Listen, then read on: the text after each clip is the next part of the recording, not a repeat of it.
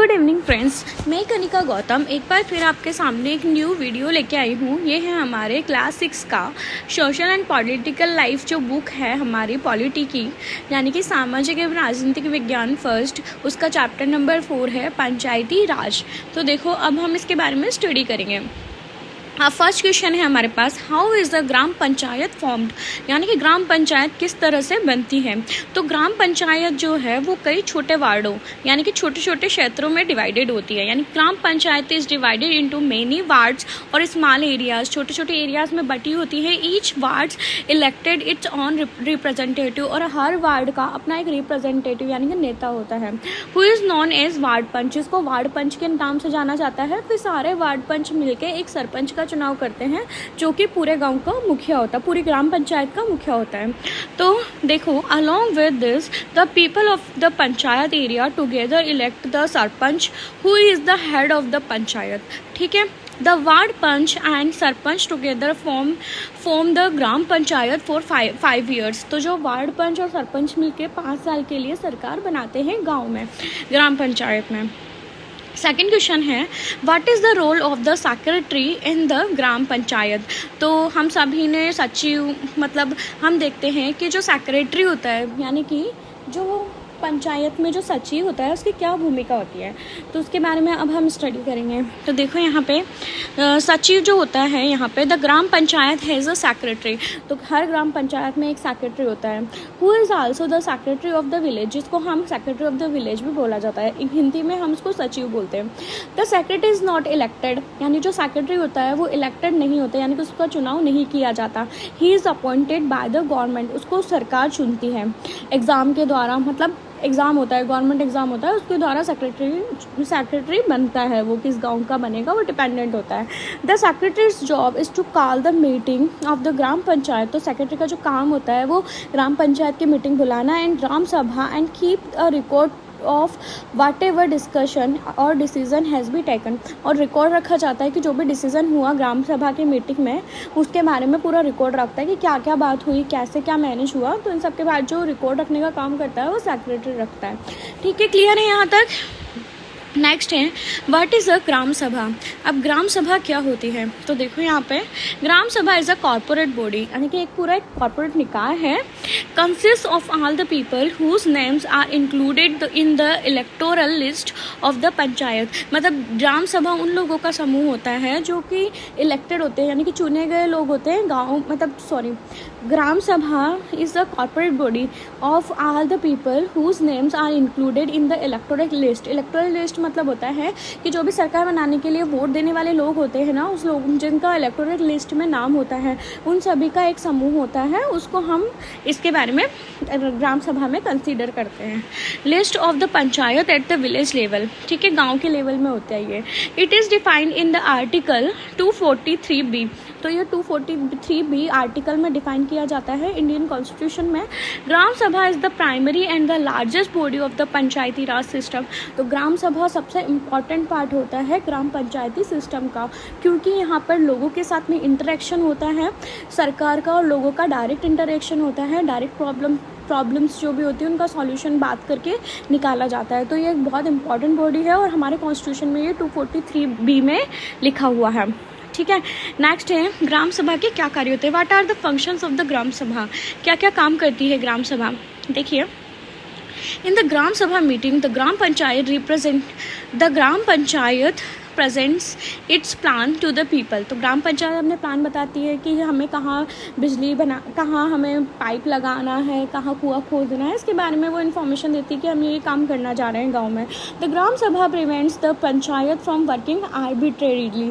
मतलब ग्राम सभा प्रिवेंट्स मतलब वो देखती है कि पंचायत ये काम करेगी तो उसके लिए वो बोलती है कि तुम्हें ये काम करना चाहिए। मतलब वो एक तरीके से आंसर देती है कि हाँ हमें ये चीज़ बनवानी चाहिए, तो वो उसके लिए आंसर देती है। जैसे हम यहाँ पे बात करते हैं कि द ग्राम सभा, एक सेकेंड, ये हमें बोलती है, देखो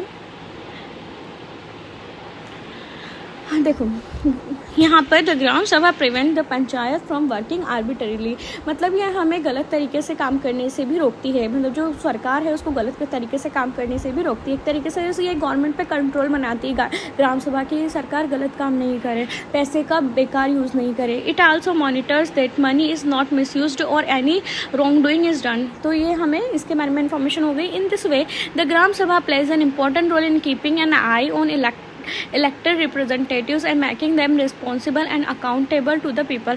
इसके अलावा वो उन पे नज़र रखती है, ग्राम सभा की जो रिप्रेजेंटेटिव है, इलेक्टेड रिप्रेजेंटेटिव है, जो नेता है, वो अच्छे से काम कर रहे हैं कि नहीं कर रहे हैं, रिस्पॉन्सिबल है कि नहीं है उनके काम को लेकर, पैसे को लेकर। तो ठीक है, ये कवर है यहाँ तक। नेक्स्ट क्वेश्चन है हमारा, what are the main works of the gram panchayat. तो ये बोल रहा है कि ग्राम पंचायत का मेन काम क्या है।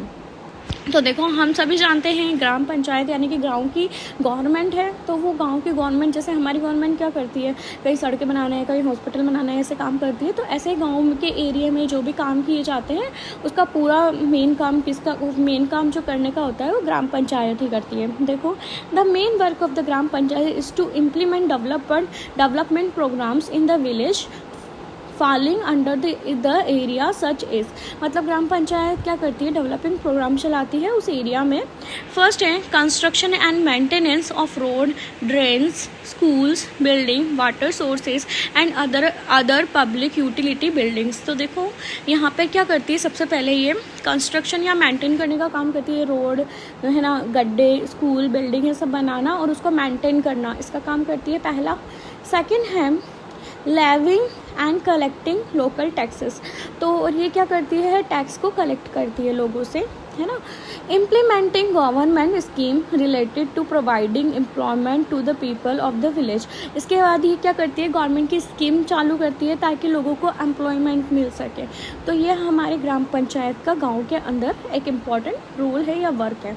ठीक है, यहाँ तक क्लियर है। नेक्स्ट क्वेश्चन आगे बढ़ते हैं। नेक्स्ट क्वेश्चन है, what are the main works of the gram panchayat. तो ग्राम पंचायत का जो मेन काम है वो क्या है। देखो, नेक्स्ट क्वेश्चन है, what are the sources of income of gram panchayat.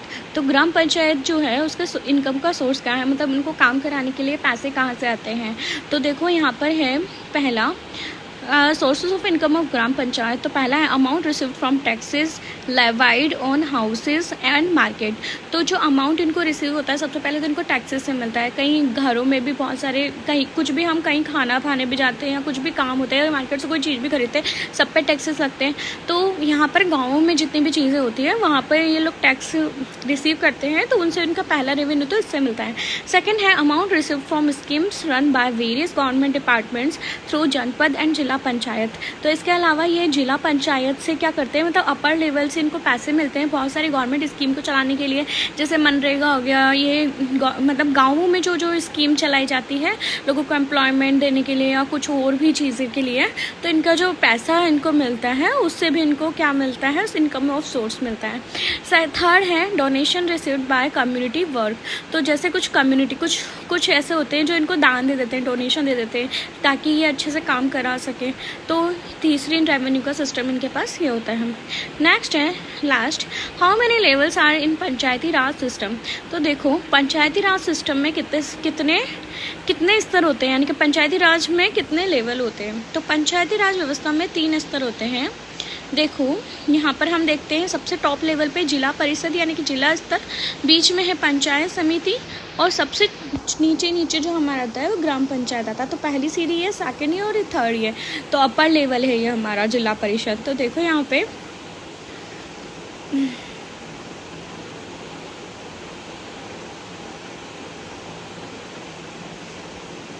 देखो सबसे पहला होता है ग्राम पंचायत। तो ग्राम पंचायत होता है, सेकंड होता है विकास खंड होता है ग्राम पंचायत के बाद दूसरा स्तर विकास खंड होता है। इसे जनपद या पंचायत समिति कहते हैं।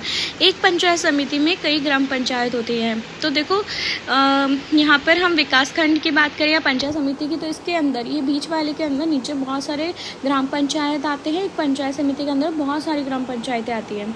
ठीक है, इसके बाद हम बात करते हैं इस वो पंचायत समिति को हम विकास खंड भी कहते हैं और जनपद पंचायत भी कहते हैं। ठीक है, अब थर्ड लेवल पे है जिला पंचायत या जिला परिषद, जो अपर लेवल पे होती है। तो पंचायत समिति के ऊपर जो होती है वो जिला पंचायत या जिला परिषद होती है। जिला पंचायत एक जिले के स्तर पर विकास की योजनाएं बनाती है। तो देखो, ये हमारे कहने का मतलब है कि अगर हम किसी ज़िले की बात करें, डिस्ट्रिक्ट की बात करें, तो ये ज़िले स्तर पर देखा जाता है। उससे छोटे लेवल जो छोटे छोटे खंड होते हैं उसकी बात करें तो यहाँ पंचायत समिति और विकास खंड हम उसको देख सकते हैं। और उसके नीचे बहुत सारे गांव, उसके अंडर में बहुत सारे गांव आते हैं, तो इसको हम क्या बोलते हैं, ग्राम पंचायत बोलते हैं। तो ये चीज़ें हमें समझ में आ गई है ना।